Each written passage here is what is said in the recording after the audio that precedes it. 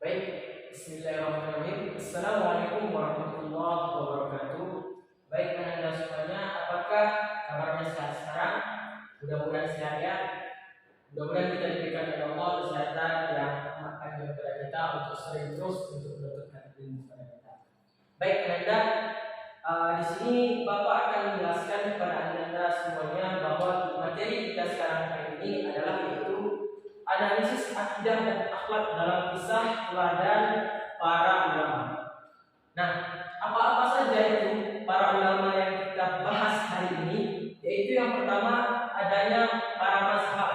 Nah, yang pertama yaitu Abu Hanifah, yang kedua yaitu Imam Maliki, yang ketiga Imam Syafi'i, dan yang keempat Imam Ahmad bin Hanbal. Nah, baik, di sini Bapak akan menerangkan biografi dan keteladanan di antara empat mazhab tersebut. Nah, di sini Bapak akan menerangkan yaitu yang pertama Imam Abu Hanifah.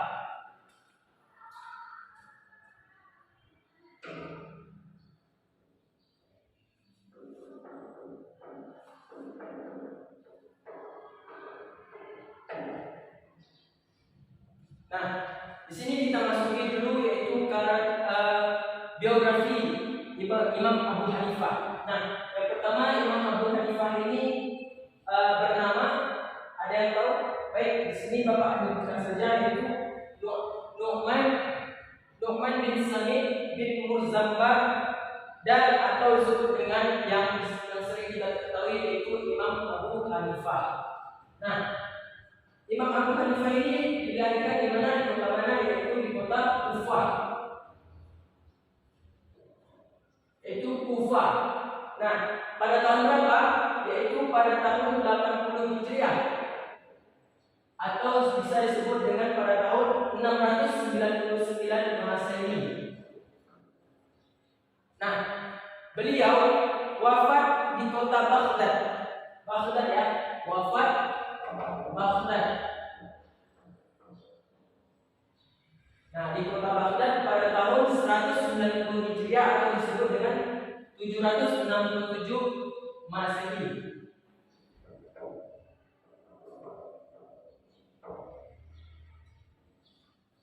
Nah, apa yang menjadi dasar dari pendirian beliau dari sejak kecil? Nah, di sini Bapak akan menerangkan sedikit kisah beliau tersebut yaitu dari sejak kecil. Sejak kecil beliau sudah hafal Al-Quran dan menghabiskan waktunya untuk terus-menerus mengulangi hafalannya agar tidak lupa. Bahkan pada bulan Ramadan saja beliau selalu menghatamkan Al-Quran berkali-kali.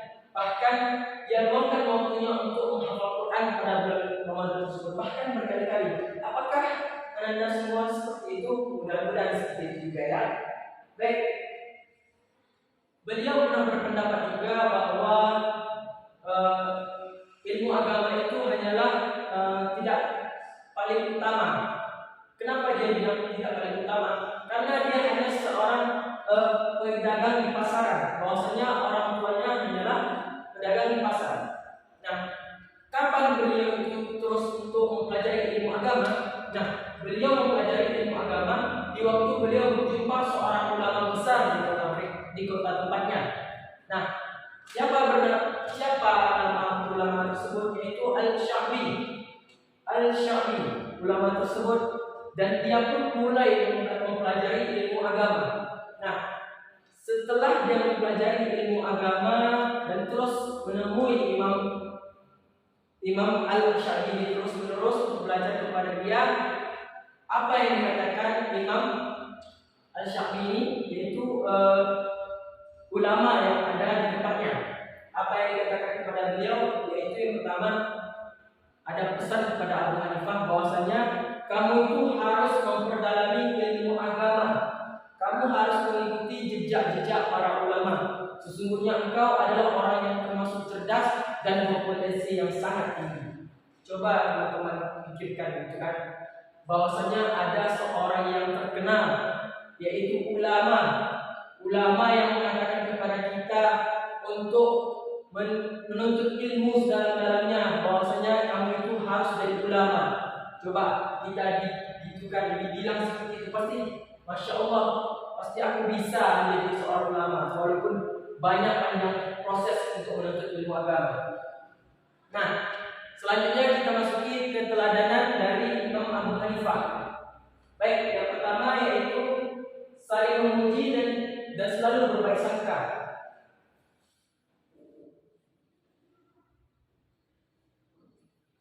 Yaitu saling memuji dan berbaik sangka.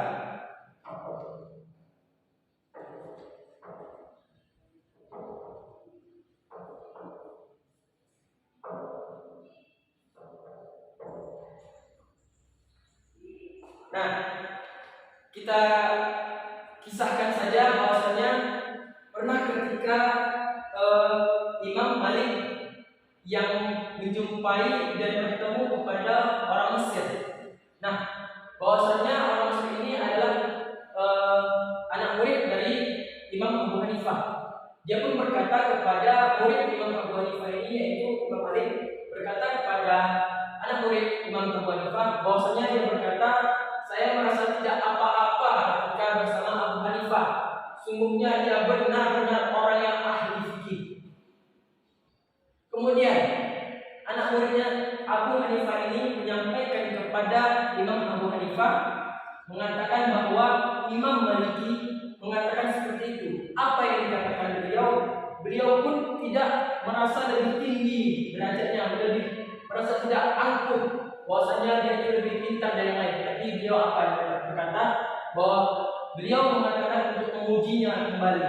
Apa yang dikatakannya? Bagus sekali ucapan Imam Maliki terhadap saya. Dan beliau menambahkan, apa kata lagi?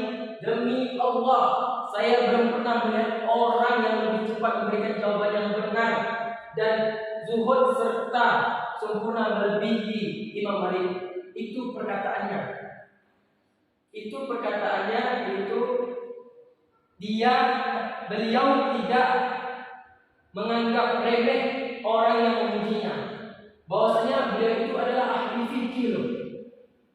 Coba teman-teman, coba Anda bayangkan. Seorang ahli fikih, dia tidak disanjung, dia tidak naik. Direndahkan, dia tidak turun. Nah, disitulah kemudian Imam Abu Hanifah memujinya kembali Imam Malik ini. Sedangkan di antara kita, apakah kita disanjung? Kita akan menyanyinya kembali? Itu di antaranya dari Anda semuanya. Baik, kita masuki sikap keteladanan yang kedua, yaitu bersikap terbuka dan menerima kritikan orang lain.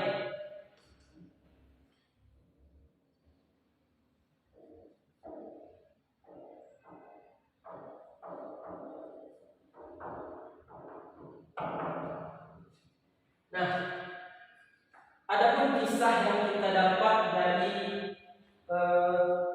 sikap terbukanya, sikap yang menerima kritikan dari Abu Hanifah ini, yaitu pada suatu cerita bahwasanya beliau pernah ditanyakan kepada seseorang, yaitu apa pertanyaannya? Wahai Tuan Abu Hanifah, apakah fatwa yang Anda sampaikan itu telah sungguh-sungguh benar dan tidak ada lagi keraguannya? Apa yang dikatakan Abu Hanifah? Apa yang dijawabnya? Dan beliau pun menjawab, apa yang aku sampaikan ini adalah pendapatku. Jika ada pendapat yang lain yang lebih baik dari aku, maka pilihlah. Apa yang dapat kita ambil dari teladan ini?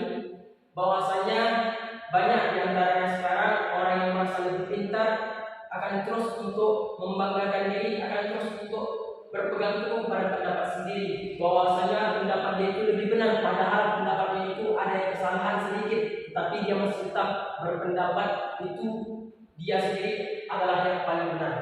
Tetapi ini Imam Abu Hanifah, seorang ulama, seorang sufi, yang mengatakan bahwa jika ada yang lain lebih baik dari aku, maka pilihlah yang baik itu. Gimana dari Anda semuanya? Apakah ada kriteria dari Imam Abu Hanifah ini yang dapat kita contoh? Ya, itulah keteladanannya, yaitu menerima kritikan dari orang lain. Baik, kita masuki tentang biografi Imam Malik bin Anas. Nah,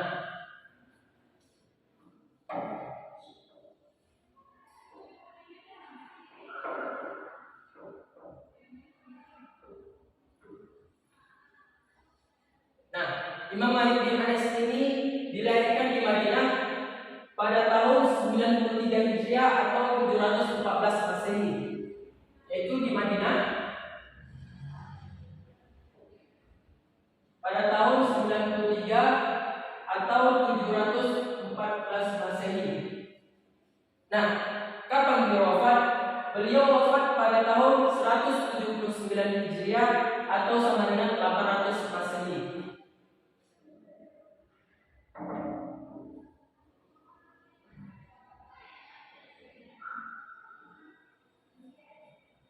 Beliau ini adalah pendiri mazhab Maliki yang ahli di dalam bidang fikih dan hadis.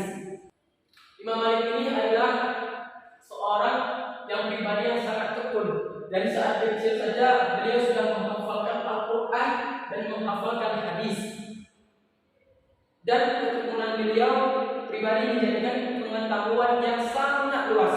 Dan para ulama besar seperti Imam Abu Hanifah dan Imam Hanafi telah pernah belajar pada beliau untuk menuntut ilmunya. Nah, apa yang menjadi keteladanan dari Imam Malik bin Anas ini? Nah, yang pertama yaitu beliau pernah mengatakan tidak tahu dalam satu permasalahan. Teladanannya,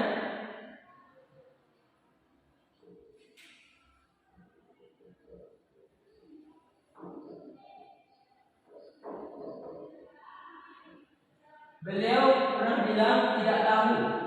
Pada kisahnya, ya kita ceritakan kisahnya ya.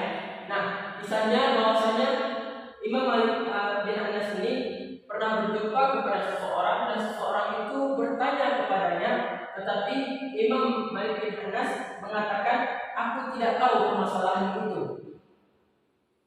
Imam Malik bin Anas tidak menjawabnya, tapi dia bilang tidak tahu, padahal dia adalah ahli fikih, ahli hadis. Aturannya dia tahu tentang masalah itu, untuk cara jawabannya, cara menyelesaikannya. Tetapi beliau mengatakan tidak tahu.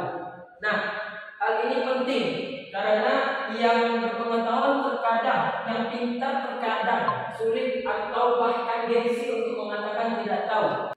Coba Anda pikirkan, apakah ada soal-soalan yang susah bagi Anda untuk diselesaikan, tetapi Anda masih tetap berpegang teguh pada pendapat Anda sendiri, tetapi Anda mengampuhkan diri bahwasanya jawaban Anda itu lebih bagus, lebih benar.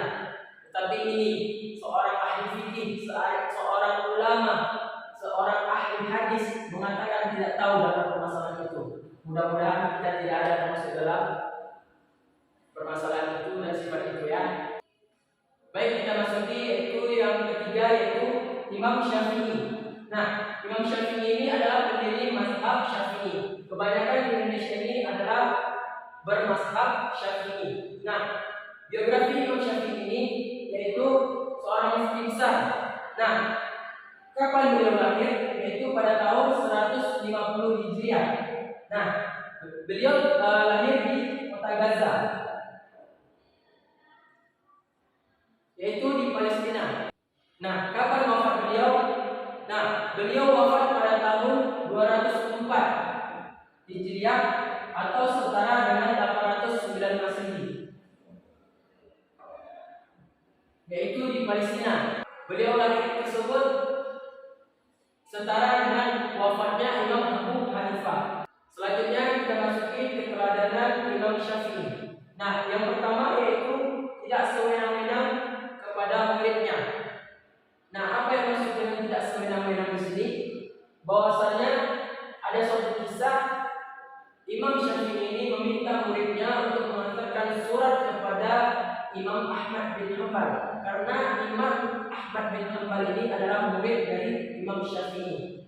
Kemudian surat ini diberikan kepada Imam Ahmad bin Hanbal. Kemudian Imam Ahmad bin Hanbal membuka jubah yang telah dipasangnya dari tubuhnya dan memberikan kepada muridnya. Dan apa yang dikatakan Imam Syafi'i setelah jubah dari Imam Ahmad bin Hanbal ini, dan mengatakan kepada muridnya, tolong basuh jubah ini dan berikan air basuhan itu kepadaku. Dan kemudian apa tujuannya membasuh jubah Imam Ahmad bin Hanbal ini dan air asuhannya itu diberikan kepada Imam Syafi'i. Nah, tujuannya itu yaitu bertabaruk kepadanya. Apa itu bertabaruk? Hal ini menunjukkan bahwa hubungan guru dengan murid itu tidak menghalangi untuk bertabaruk sebagai bentuk pengukuhan akan kesolehan dan keilmuan seseorang. Nah, selanjutnya yaitu mendamaikan perselisihan. Ada suatu cerita yaitu terjadinya suatu bentrok antara pengikut mazhab Maliki dan mazhab Hanafi yang sebagai contoh dalam menentukan bilangan sholat witir. Nah, pada mazhab Hanafi berpendapat bilangan witir itu 3 rakaat 1 salam. Sedangkan mazhab Maliki berpendapat sholat itu harus tersusun dari 2 dan 1 rakaat. Nah, apa yang menjadi peran Imam Syafi'i di sini yaitu mendamaikan antara mereka dan mendamaikan pendapat-pendapat mereka, dan Imam Syafi'i ini berada di tengah-tengah, tidak mendukung dari salah satunya. Imam Syafi'i pun mengatakan bahwa mengenai kedua pendapat tersebut dengan mengatakan bahwa Rasul sholat witir dengan 1 rakaat, oleh karena itu bilangan rakaat witir itu adalah cukup 1 rakaat. Nah, di sini apa yang kita dapat ilmu dari keteladanan dari Imam Syafi'i ini, yaitu mendamaikan di antara perselisihan, tidak terjadinya bentrok. Kita berada di tengah untuk mendamaikan agar tidak ikut serta dalam pertengkaran. Nah, di antara ini kita dapat bahwasanya keteladanan Imam Syafi'i ini dapat kita pelajari, dapat kita ambil hikmahnya. Bahwasanya kita tidak boleh di saat teman bertengkar, jangan kita sebagai ikut adu dombakan, tetapi ikutkanlah perdamaian, selesaikanlah permasalahan tersebut dengan sebaik-baiknya. Nah, selanjutnya yaitu yang terakhir Imam Ahmad bin Hanbal.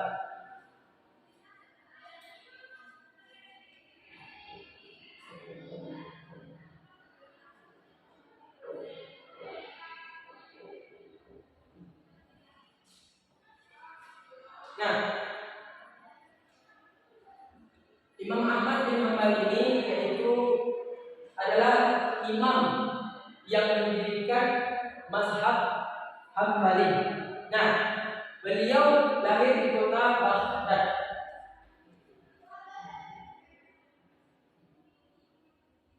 Beliau lahir pada tahun 164 Hijriah. Beliau wafat setelah menderita sakit selama 10 hari pada tahun 241 Hijriah atau setara dengan 855 Masehi.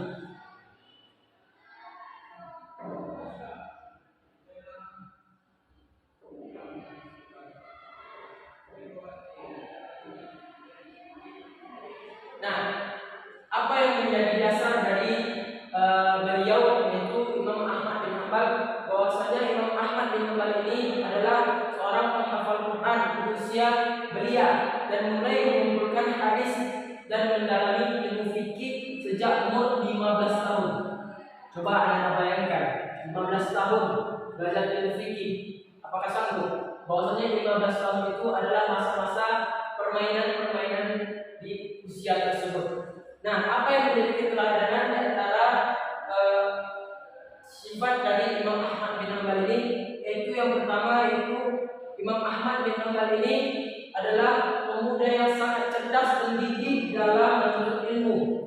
Ada sebuah kisah bahwa ada seseorang yang bertanya kepada beliau, dan seseorang tersebut mengatakan, sampai kapankah engkau terus mencari ilmu pengetahuan? Padahal engkau telah sampai kedudukan mulia di antara para ilmu, di antara para ulama, di antara para mazhab, di antara tingkatan-tingkatan yang memiliki ilmu yang sangat tinggi. Nah, apa yang menjadi beliau terus untuk menjadi penuntut ilmu? Dan beliau pun menjawab, aku akan membawa daiwat tinta ini hingga ke lahat. Bahwasanya pernyataan tersebut tegas dan gigih dalam mencari ilmu hingga ajal menemuinya. Itu yang dikatakan Imam Ahmad bin Hanbal ini, bahwasanya ilmu itu tidak memandang usia, ilmu itu tidak memandang kriteria, tetapi ilmu itu dicari walaupun sudah tua tapi tetap mencari ilmu. Nah, itulah keteladanan dari Imam Ahmad bin Hanbal. Baik, mungkin waktu kita sudah habis. Mungkin cukup sekian dari Bapak dari pemaparan materi hari ini. Mudah-mudahan dari Anda semua dapat memahami cara Bapak menyampaikan untuk masalah keteladanan dari 4 masalah tersebut. Mudah-mudahan Anda semua paham dengan materi yang Bapak sampaikan. Baik, Bapak ucapkan terima kasih atas segala perhatian. Mohon maaf atas segala kekurangan Bapak. Jika ada kesalahan Bapak mohon dimaafkan. Bapak undurkan diri. Assalamualaikum warahmatullahi wabarakatuh.